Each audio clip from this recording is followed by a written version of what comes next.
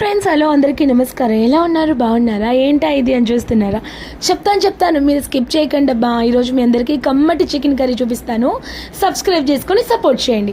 ముందుగా చికెన్ని శుభ్రం కడిగి పక్కన పెట్టుకొని దబ్బర్లో నూనె వేసేసి ఏం వేస్తారు? టమోటాలు, ఉల్లిపాయలు ఎర్రగా వేయించుకొని ఇదిగోండి వీడియోలో చూపించిన ఈ మసాలాని పొడి చేసి పక్కన పెట్టుకోండి.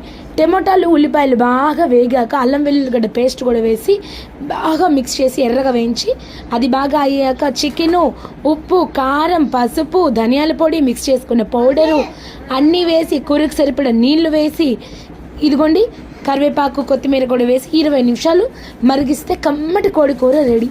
ఒక్కసారి ఇలా ట్రై చేయండి, చాలా బాగుంటుంది. ఆ మసాలా పౌడర్ ఏంటా అని చూస్తున్నారా? ఏం లేదండి, స్టార్ పువ్వు, మరాఠీ మొగ్గ, పట్ట, లవంగాలు, జీడిపప్పు, గసగసాలు, ధనియాలు ఇవంతా పేస్ట్ చేసి వేసుకోండి. నచ్చిందా? నచ్చితే సబ్స్క్రైబ్ చేసుకొని సపోర్ట్ చేయండి ఫ్రెండ్స్. ప్లీజ్ ఖచ్చితంగా సబ్స్క్రైబ్ కొట్టుకోండి.